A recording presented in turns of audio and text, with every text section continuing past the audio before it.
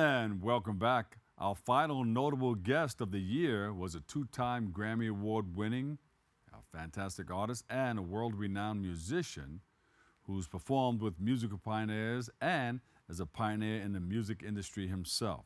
He sits down with us today to highlight his upcoming projects and much more. Let's take a look. So tell us, they always ask you how you got started in the business and how did it all work out for you and what was the thought behind it? Did you think that you were going to become a drummer or Never.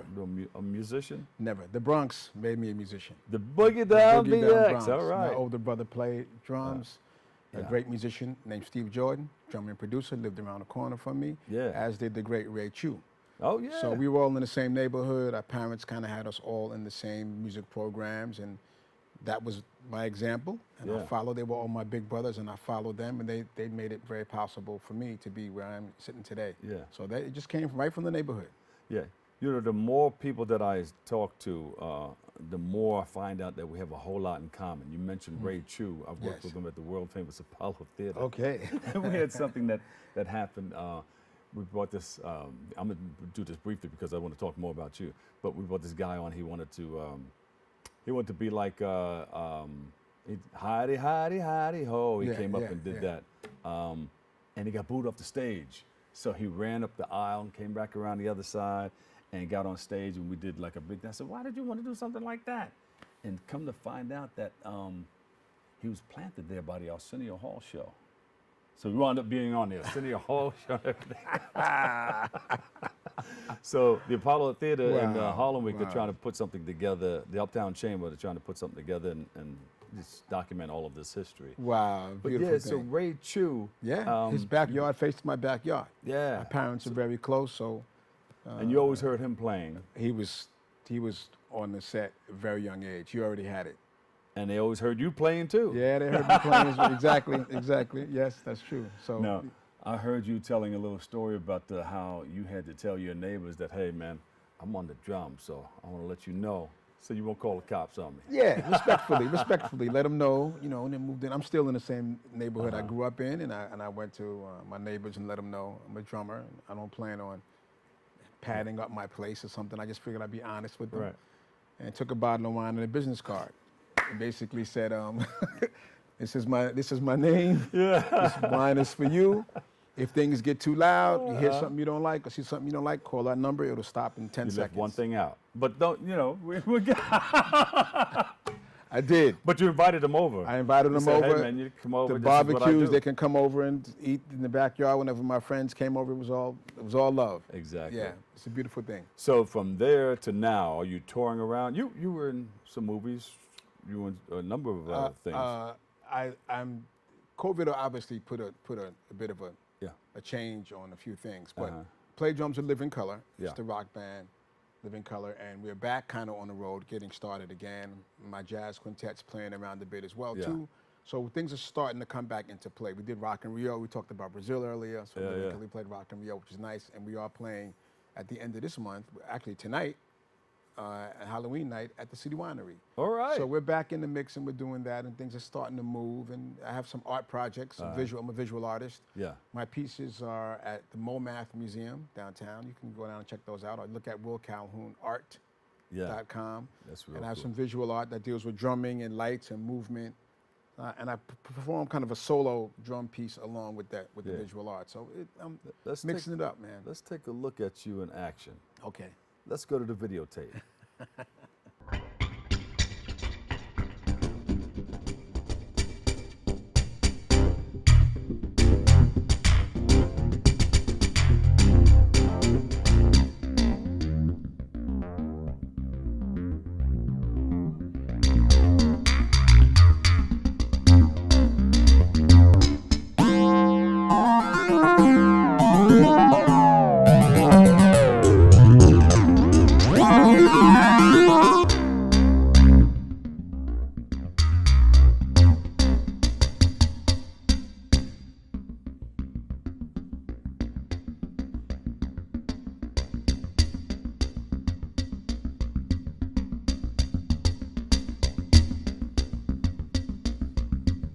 I saw you.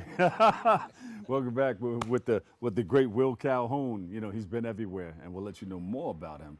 And I thank you guys. I thank you for coming in and sitting down with me and experiencing your wonderful experience. Now, last month we lost a great. Yes. Pharoah Sanders. She's a great American jazz saxophonist, composer, and a band leader. Talk about your experience with her. Pharoah, of course, was very good friends with John Coltrane as well. So there's that history there. But Pharoah was someone who, as a band leader and a jazz legend, allowed me to bring my own personality to his music. He was the first, him and Bobby Watson, but Pharoah really was the first jazz musician who allowed me to be kind of Will Calhoun in his band, because I like to bring in different things from the Caribbean, from West Africa, from the Bronx. Yeah. All these kind of mix it all in there, the flavors, and he had no problem with me doing that. So it was an honor to work with Pharoah. He gave me really great advice in my career, and we all miss him dearly, but you know, his classic song, The Creator Has a Master Plan, is something that we play in our shows to end the set every night to remind the audience of how important this man was to the world. Yeah, yeah. So not only him, who were some of the other people that you that inspired you, who helped move you in this direction? Wow. Well, I mentioned Steve Jordan, certainly Wayne Shorter. Yeah. My first professional gig at age 19 was with Harry Belafonte. Whoa, yeah. And Harry was somebody who pretty much brought me into the business, but gave me the most incredible sound advice, which I still use today. What did he tell you? And how did he say it? Because you know Harry. He gave it to me with the side eye. Sign your own checks, first of all. Yeah. Make sure you're in control of your own money. Don't be concerned with being on top. Be in the mix. Yeah. On top, sometimes you become too much of a target. And he definitely stressed to do what I love. Like, make that a priority. If you love playing music or whatever style of music, do that, because you don't want it to turn out to be a little bit sideways. So him and B.B. King gave me sound advice. B.B. also told me, young man, be true to your art, because you never want to have to tell a lie and it becomes a hit. Then you have to lie for the rest of your life. So B.B. and Harry gave me the bookend elders advice. So did they give you some financial advice also? Harry definitely did, and gave me recommendations to people to speak to. Yeah. Live in Color, at that time we were just starting out, but as the band took off and we won Grammys, I reached back out to Harry. He was always open to, hey man, call this guy. Are you okay with this? Taxes, investments, and so on. He was very open to share information. Make sure you had that clean, because those tax people come after you. Oh yeah, they wait for all the smoke to go away, and there they are knocking on the door. You know that's right. Taking your car. Now, now, did you keep your money under your drums like Aretha Franklin? She kept hers under the piano, and when she was singing, she had that connection with the crowd and her money. I kept it close. I love her. She's a I kept it person. close. Yeah, absolutely, absolutely. And Aretha had reasons to do that, and you know, I think there's something to say about her and Chuck Berry, who were interested in getting paid first and knowing that the cash was there, and then going on stage, because you know it's a business where you can easily be taken advantage of. Yeah, I've hosted plenty of shows where there was a pause. Nobody wanted to come on stage until they were straightened out. Colonel Abrams, I mean, a lot of people, you know, that I've hosted for in the past. You can't get it when the show's over. No, you can't. And I remember somebody sitting out in the car, they owed her another $1,000. They paid her like, I think it was about $25,000, $26,000 at that time, and they owed her another $1,000. She did not go on until they gave her that money. If you work at any other business, right, computer company, car company, law firm, you do your work, you put your time in, you clock your hours, you get paid. You don't do 20 hours of lawyer work and get paid for 15. Exactly. It's no different than any other job. So you have a lot of stuff under your belt. Where do we find you? Are you, where do you find I'm you? at Social media? Instagram, Will Calhoun Drum. Yeah. I'm online at willcalhoun.com and liveincolor.com. Twitter is Will Calhoun Drum as well, too. So you can find me in the, you know, and you can Google me and get some legal information. And we have the other studio right here. We have more time. We need a longer show, because we want to put you on the drums over there and let you get busy. Well, let's do that next time. And I'll pick up a bass and maybe I'll just follow. You left that part out, man. Dr. Lee, come on, man. Let's go. We could have done that today. Jeff Fox pleasure. is still trying to get me on that bass. He handed it to me during the New York City Marathon 2 years ago. He said, just keep the G note going. I said, I said, wait, I play the air bass. I don't play a real bass. And here we go. Here you go. Well, look, I have to give my props to you. I've been a great fan of yours all of these years, so it's nice to be on the show with you and get the interview. And congrats to the books and everything that you're doing and putting the information out. Will Calhoun, thank you, thank you, thank you. Thank you all for joining us. Unfortunately, that's all the time for today's show. I want to thank our guests for joining us and you, our viewers, for tuning in and checking it all out.